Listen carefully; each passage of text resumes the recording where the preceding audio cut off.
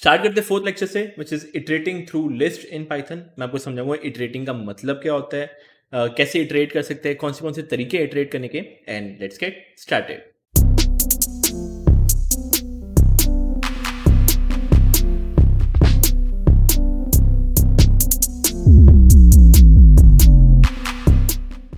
तो स्टार्ट करते हैं इटरेटिंग थ्रू लिस्ट। इटरेट का मतलब क्या होता है मैं आपको पहले समझा देता हूँ। ओके, लेट्स सपोज इधर आपकी एक लिस्ट अवेलेबल है जो कि आप देख पा रहे हो, विच इज परफेक्ट, कोई दिक्कत नहीं है। होगा क्या, मैं अगर आपको बोलता हूँ कि एक एक करके नंबर प्रिंट करो, एक एक करके, तो आप कैसे करोगे? 45 पहले, फिर 32, फिर 15, एक एक करके नंबर प्रिंट करना है। तो आप बोलोगे ये सर प्रिंट A0 कर दो, फिर A1, A2, A3, A4 and A5। अब ये मान के चलो अगर आपके 100 एलिमेंट होते, 100, अगर ये तो सिर्फ 6 है यहाँ पे, अगर 100 होते तो क्या इतनी बार प्रिंट लिखने बैठ जाते क्या आप? नहीं ना। तो इसको हम कहते हैं इटरेट करना। इटरेट मतलब एक एक एक एक करके वैल्यू को बार बार मतलब रिपीट करना या प्रिंट करना। रिपीट नहीं, प्रिंट करना। मतलब मैं पहले बोलूंगा 45 प्रिंट हो, फिर 32, फिर 15, फिर ये कोड एंड डिबग। तो इसको हम इटरेशन कहते हैं। ये चीज याद रखना, इटरेशन कहते हैं। ओके, तो कैसे हम इसको इटरेट करेंगे? पहली बात, इतना तो आपको पता चल गया कि A0 A1 तो करना करेंगे नहीं, बहुत लेंदी प्रोसेस है। एंड फिर करेंगे क्या? खुद देखो एक बार, अगर आप जीरो पे ध्यान देते हो, जीरो आ रहा है, वन आ रहा है, टू आ रहा है, थ्री, फोर, फाइव, तो क्यों ना मैं एक फॉर लूप चला लूं? एग्री करते हो? या लूप चला लूं, फॉर लूप भी नहीं, एक लूप चला लूं, या फॉर लूप ही बोल दो। फॉर लूप अगर मैं चला देता हूं, मैं बोलता हूं फॉर लूप चलाए जीरो से लेके 5 तक। एग्री करते हो? और जीरो टू लेके 5 तक चलाए तो मैं ऐसे बोल देता हूँ फॉर आई इन रेंज वाला। तो जो मेरी आई की वैल्यू है, आई की वैल्यू कहाँ तक जाएगी? 0 to 5। एग्री करते हो? अब अगर ये 0 to 5 जाएगी, तो क्यों ना मैं सिर्फ यहाँ पे फॉर लूप के अंदर प्रिंट ए ब्रैकेट आई कर दूं? क्या लगता है आपको? पहले आई की वैल्यू क्या होगी? पहले आई की वैल्यू क्या होगी? जीरो होगी। एग्री करते हो? फॉर लूप चलता है जीरो, A0, ए आई लिखा है ना, तो A0, A0 क्या हुआ? जीरो पोजीशन पे क्या है? 45। नेक्स्ट, फॉर लूप आगे बढ़ेगा, आई की वैल्यू 1 हो जाएगी।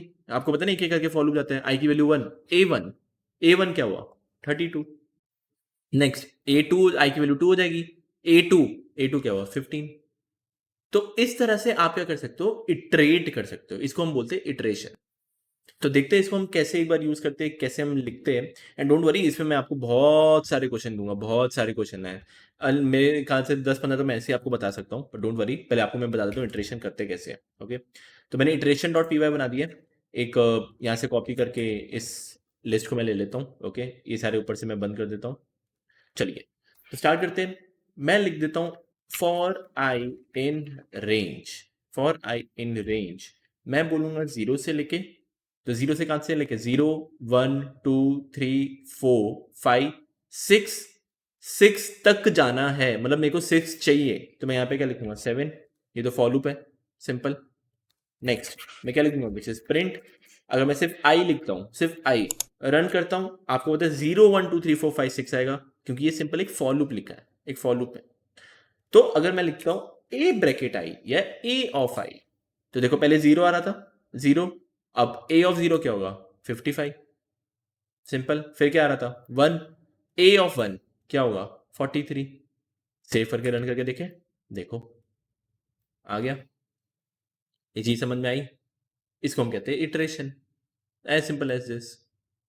तो आई होप ये जो आपने इटरेशन या इसको फॉल इटरेट कहते हो, तो हमने जो इटरेट किया है, ये याद रखना, दो टाइप के इटरेशन होते हैं। हमने जो इटरेट किया है, हमने किया है इटरेट बाय इंडेक्स किया है या पोजीशन किया है। एग्री करते हो?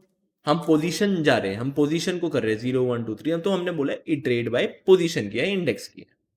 तो ये था हमारा इटरेशन।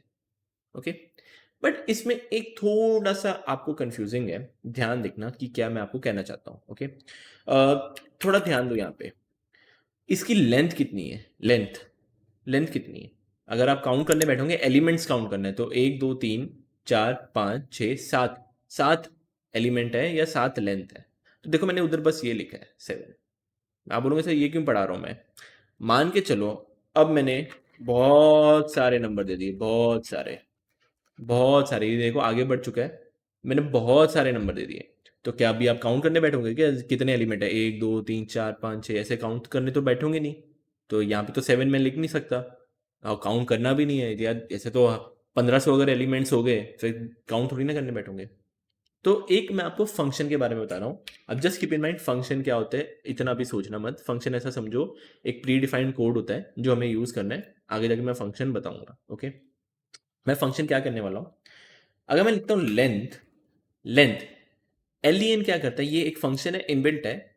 लेंथ लिखूंगा ए, ये मेरे को बताएगा कि जो ए की जो लेंथ है ना वो कितनी है, वो कितनी है। अगर लेंथ ऑफ ए में लिखूंगा उसको आप कहीं पे स्टोर कर देना, लेट सपोज एक्स वेरिएबल में, वो आपकी इच्छा है किस में भी स्टोर कर सकते हो। और अगर मैं करता हूँ प्रिंट एक्स, सेव करके रन करूं, देखो क्या आ रहा है 16। तो आप एग्री करते हो कितनी लेंथ हुई इसकी, 16 लेंथ हुई, गिनने की जरूरत नहीं पड़ी।